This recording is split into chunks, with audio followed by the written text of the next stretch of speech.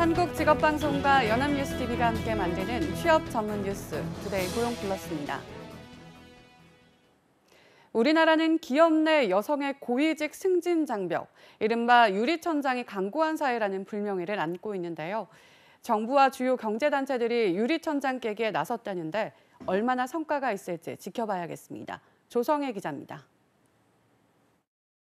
영국 시사주간지 이코노미스트가 경제협력개발기구 OECD를 대상으로 집계하는 유리천장 지수에서 우리나라는 7년 연속 최하위에 머물렀습니다. 여성가족부와 대한상공회의소, 한국경영자총협회, 전국경제인연합회 등 10개 경제단체가 업무 협약을 맺고 기업 내 성별 균형 수준 끌어올리기에 나섰습니다. 세계적으로 성별 다양성 제고와 수평적 조직 문화 정착이 기업의 재무 성과 등에도 긍정적인 영향을 미치고 국가 경쟁력도 높인다는 그런 연구 결과가 발표되고 있습니다.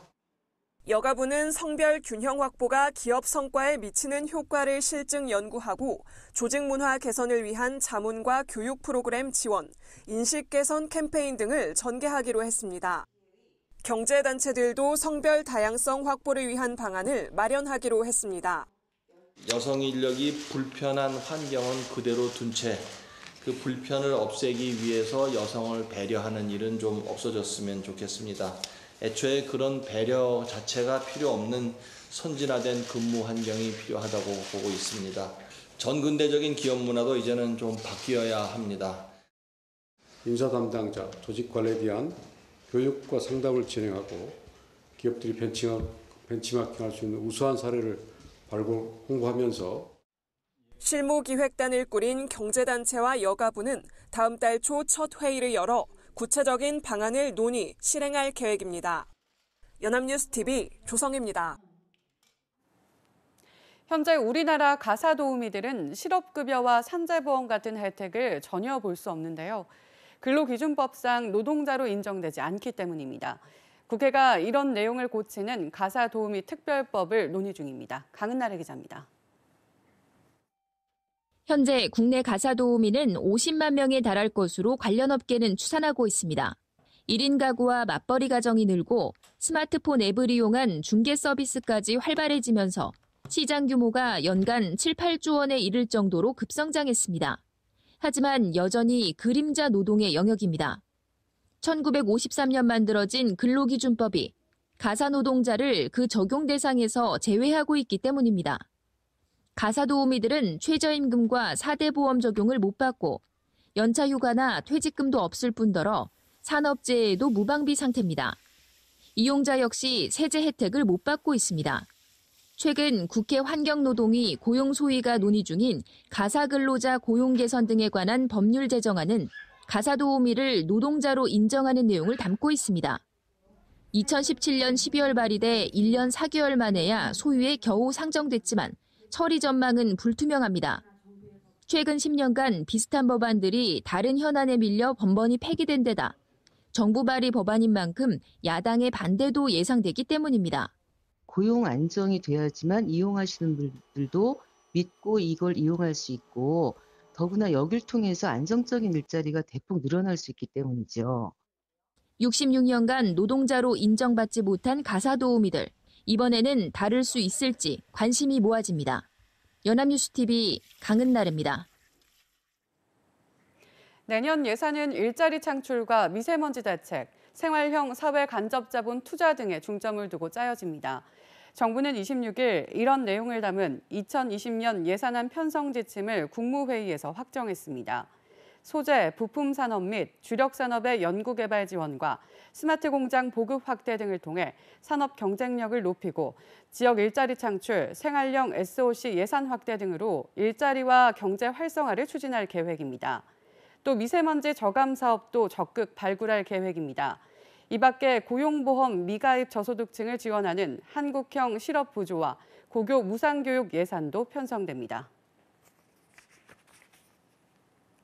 이주열 한국은행 총재가 최근 부진한 경기 상황과 관련해 정부 내에서 논의 중인 추가 경정 예산의 필요성을 강조했습니다. 이 총재는 25일 국회 기획재정위원회 업무보고에서 추경 10조 원이면 국내 총생산의 0.5% 수준으로 어느 정도 성장률을 높이는 효과가 있을 것이라고 답했습니다. 또 거시경제 측면에서 재정의 적극적 역할이 필요하다고도 덧붙였습니다. 통화정책에 대해서는 지금 기조가 완화적이고 실물 경제를 제약하지 않는다고 본다며 기존 의견을 유지했습니다. 재작년 12월 개인회생 채무자의 변제 기간을 기존 5년에서 3년으로 줄이는 개인회생법이 제정됐는데요. 이에 따라 일부 법원에서 법 개정 이전 채무자에 대해서도 변제 기간 단축을 허용해 왔는데 대법원이 제동을 걸었습니다. 김태종 기자입니다. 김모 씨는 2014년 5월 서울회생법원에서 개인회생 절차 개시 결정을 받았습니다. 월 수입이 120만 원이던 김 씨는 5년 동안 매달 17만 2천 원씩 채권자인 한빛자산관리대부에 갚으면 채무를 탕감받을 수 있었습니다. 당시 채무자 회생 및 파산에 관한 법률은 변제 기간이 최대 5년. 이 법은 2017년 12월 최대 3년으로 단축됐습니다. 김 씨도 변제 기간을 60개월에서 47개월로 단축하는 안을 제출해 서울회생법원으로부터 인가를 받았습니다. 서울회생법원이 개정법률 시행 이전 채무자에 대해서도 변제 기간 단축을 허용한 겁니다. 이 사이 김 씨의 수입은 260만 원으로 크게 늘어났습니다. 하지만 한빛자산관리대부는 이의를 제기했고 대법원은 하급심에 제동을 걸었습니다. 변제 기간 상한을 단축하는 법 개정이 있었다고 해서 무조건 변제 기간을 단축할 필요가 생겼다고 볼 수 없다는 겁니다. 채무자 소득이나 재산 등의 변동 상황을 조사해 변제 기간을 변경할 사유가 발생했는지 판단해야 한다고 판결했습니다. 이미 회생법원 지침으로 변제 기간이 줄어든 채무자는 1만 명에 달하는 것으로 추정돼 반발도 예상됩니다. 서울회생법원은 변제 기간 단축 지침을 폐지하기로 하고 단축을 기대하던 채무자들에게 혼란을 드려 유감이라고 밝혔습니다. 연합뉴스TV 김태정입니다. 지난해 은행들이 벌어들인 이익은 14조 원에 육박합니다. 그런데 핀테크니 투자니 말은 요란하지만 사실 이 중 90% 가까이는 대출 이자 받아 번 건데요. 이런 손쉬운 편식 영업으로는 미래를 담보하기 어렵다는 지적입니다. 이승국 기자입니다. 지난해 은행들의 순이익은 1년 전보다 23% 넘게 증가한 13조 8천억 원. 1등 공시는 40조 원을 넘어 역대 최대를 기록한 이자 이익입니다. 전체 이익 중 이자 이익이 88%를 차지하는데 50% 안팎인 금융 선진국 은행들에 비해 너무 편중돼 있습니다. 특히 지난해에는 금리 상승기를 맞아 예금보다 대출금리 상승 속도가 빨랐던 덕을 톡톡히 봤습니다. 은행들이 불황 속에 손쉬운 이자 장사로 돈을 번다는 비판이 나오는 이유입니다. 하지만 이런 식의 영업으로는 실적을 이어나가기 어려운 환경이 다가오고 있습니다. 앞으로 이제 저성장 기조의 지속과 가계대출 규제로 자산 중심의 성장 전략의 어려움이 예상되기 때문에 수익 구조 개선을 통해서 이자 이익 이외에 수익원 다변화에 적극 노력할 필요가 있습니다.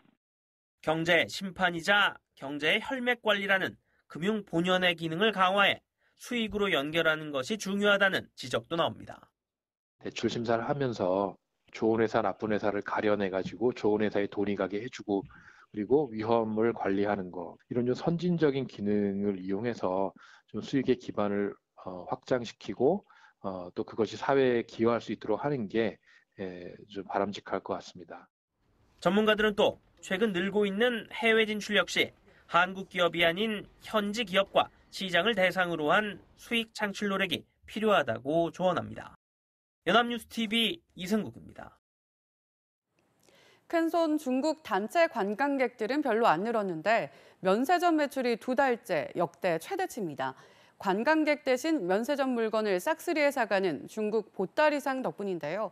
알고 보니 이들에게 주는 수수료가 너무 급격히 늘어 면세점들은 별로 남는 게 없는 실정입니다. 이동훈 기자입니다. 면세점에 물건을 사려고 손님들이 쌓여있는 물건 옆에 줄을 섰습니다. 중국에서 온 구매 대행 보따리상 다이공들입니다. 지난달 면세점 매출은 1조 7,400여억 원으로 이전 최고치였던 1월을 또 넘어섰는데 이들 보따리상의 매출이 70%에 달하는 것으로 업계는 추산합니다. 여행사를 통해 국내로 들어온 다이공들은 정해진 면세점으로 향하는데 이때 면세점들은 여행사에 모객 수수료를 냅니다. 그런데 다이공 모시기 경쟁의 가열로 2013년 2,900억 원대던 수수료가 지난해는 5배 가까운 1조 3천억 원대를 기록했습니다. 이게 다가 아닙니다. 다이공들에게 제공하는 할인 혜택, 수수료까지 매출이 늘어도 이익은 늘기 어려운 구조입니다. 실제로 매출이 늘어도 영업이익은 예전만큼은 지금 안 되는 상황이고요. 이분들이 대량 구매하다 보니까 할인까지 이제 추가로 더 저희는 부담이 되는 상황이고.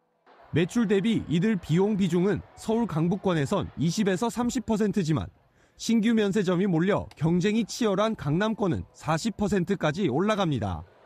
전문가들은 고액 수수료 탓에 왜곡된 면세점 사업 구조를 바꿀 방안이 필요하다고 지적합니다. 한국의 관광 경쟁력 자체가 높아지면은 외국인 관광객이 자발적으로 한국을 찾기 시작하면은 모두 다 그런 문제가 사라진다고 생각하거든요. 특히 국제 정세에 따라 불확실성이 큰 업계 특성을 감안한 시장 다변화는 필수라고 강조했습니다.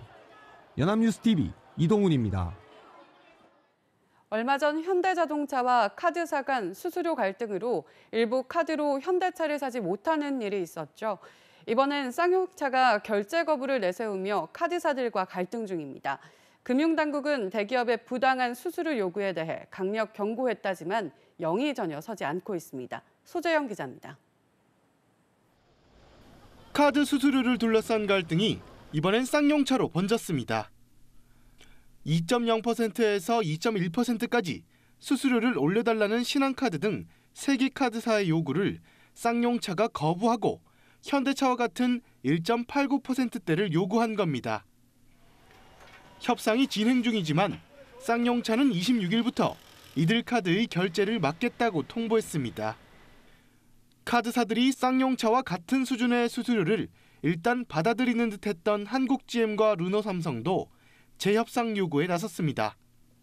대기업 수수료를 올리라는 금융당국과 이를 거부하는 대기업 사이에 낀 카드 업계는 난감하기만 합니다. 쌍용차와 적점을 좁히기 위해서 지금 저희들도 감정 수수료율을 조정 중에 있고 향후에도 고객 불편이 없도록 잘 협상이 마무리될 수 있도록 최선을 다할 예정입니다. 이처럼 수수료 갈등이 계속되자 과연 금융당국의 경고가 효과가 있기는 한지 의문이 제기됩니다. 자동차 업계는 물론 대형 마트들까지 우월한 지위를 이용해 부당한 카드 수수료를 요구하면 형사처벌 대상이란 금융위의 경고에도 아랑곳 없이 수수료를 못 올린다며 버티고 있기 때문입니다. 수수료에 대한 부분에 대해서 제대로 된 그 자신들의 어떤 주장을 펼 수 없는 그러한 구조이거든요. 엄포용으로만 말하다 보니까 사실상 시장에서는 아무런 그러한 의미 없는 그러한 효과를 발휘하고 있기 때문에. 하지만 금융당국은 여전히 협상 상황을 면밀히 지켜보고 있다는 입장만 반복하고 있습니다. 연합뉴스TV 소재영입니다.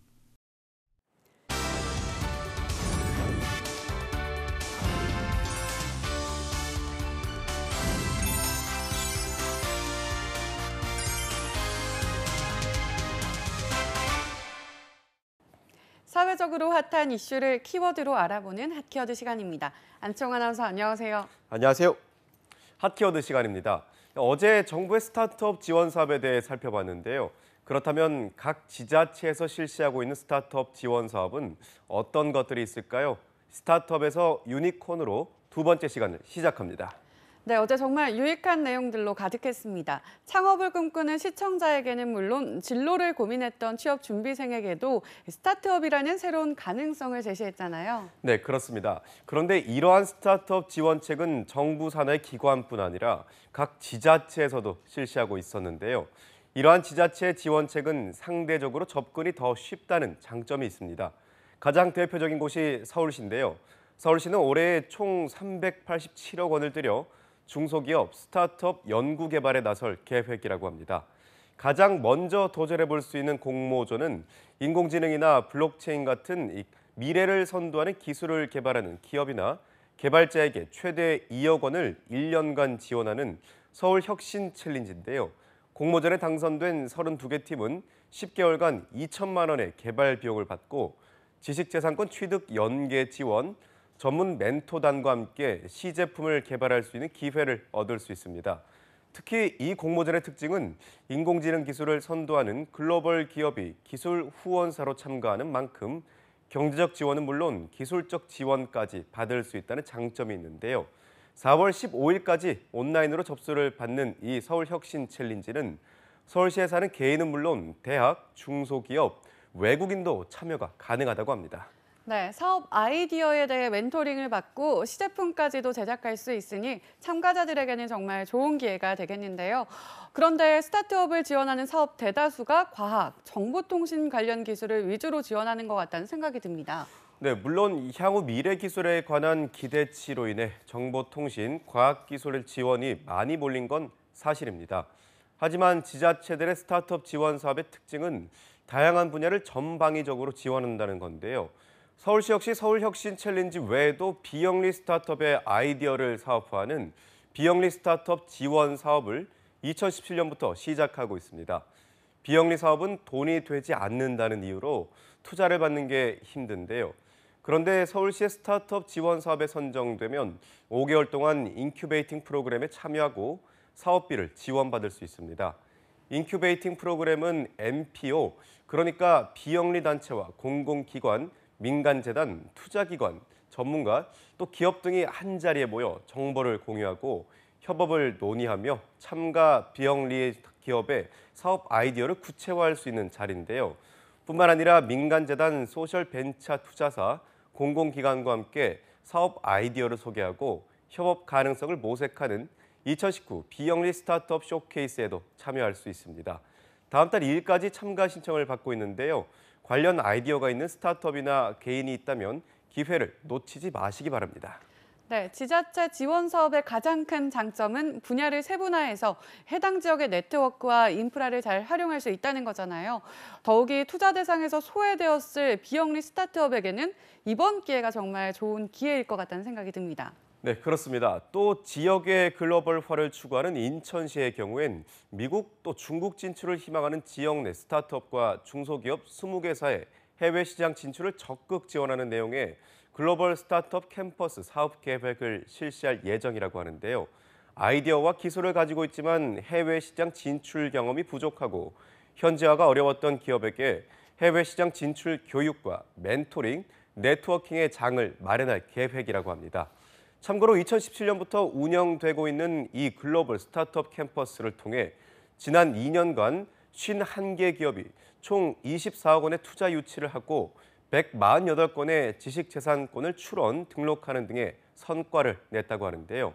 뿐만 아니라 해외 시장 진단과 현지화 작업, 법인 설립, 특허 및 인증, 또 투자 지원의 전 과정을 지원할 계획이라고 하니 해외 시장으로의 진출을 꿈꾸었던 분들은 향후 진행될 글로벌 스타트업 캠퍼스 사업 계획 공고를 꼭 기다려보시기 바랍니다. 네, 막상 아이디어가 있어도 해외 시장 진출은 현지 사정을 잘 알지 못하면 결코 쉽지가 않은 상황이죠. 그런데 이러한 해외 진출을 지자체가 나서서 지원한다면 정말 든든한 지원군이 될 것 같습니다. 그렇습니다. 또 게임 스타트업을 지원하는 지자체도 있는데요. 바로 충청북도입니다. 이 충청북도는 다음 달 8일까지 지역 문화 관광 자원 IP 활용, 글로벌 시장 진출형 등 특화된 게임을 제작하는 기업을 모집하고 있습니다. 지원 기업으로 선정되면 기업당 최대 7천만 원이 지원되는데요. 이 사업은 기본적으로 충청북도 소재지의 기업만 가능하지만 선정 후 협약일 이후에 60일 이내에 충북으로 이전할 수 있는 기업이라면 누구나 지원이 가능하다고 하니 관련 업계 종사자들에게 추천드리고 싶습니다. 이 밖에도 대구시는 빅데이터, IoT 기술 등 4차 산업혁명 기반 기술을 보유한 스타트업을 지원할 계획인데요. 사업화 자금, 입주 공간, 비즈니스 모델 및 기술 멘토링 지원 등을 통해 데이터 기반 스타트업의 사업을 지원할 계획이라고 합니다. 기존의 기업은 물론 예비 창업자도 참가할 수 있는 이번 사업은 오는 31일까지 모집을 할 예정이라고 하는데요. 관심 있는 분들은 꼭 도전해 보시기 바랍니다. 네, 스타트업 기업들의 특징은 열정과 뛰어난 아이디어를 가지고 있다는 겁니다. 하지만 사업화를 구체화할 수 있는 재량과 자금력이 부족해 열정과 아이디어를 드러내지 못한 채 어쩔 수 없이 사업을 접어야 하는 경우도 많았는데요. 올해는 다양한 지원책을 통해 많은 스타트업이 든든한 날개를 달 수 있을 거란 생각이 듭니다. 데카콘 기업이란 말 아십니까? 데카콘은 뿔이 10개 달린 상상 속 동물이죠. 스타트업계에서는 기업 가치가 100억 달러 이상인 스타트업을 데카콘 기업이라고 이야기한다고 합니다. 그만큼 유니콘보다 더 희소한 존재인데요. 올해 지원을 받은 스타트업 중 데카콘 기업이 꼭 탄생해서 스타트업계를 이끄는 선도주자가 될 수 있기를 기대해 보겠습니다. 지금까지 하키워드 안치홍 아나운서였습니다. 고맙습니다. 고맙습니다. 지금까지 투데이 고용 플러스였습니다. 오늘 저희가 준비한 내용은 여기까지입니다. 함께해 주신 여러분 고맙습니다.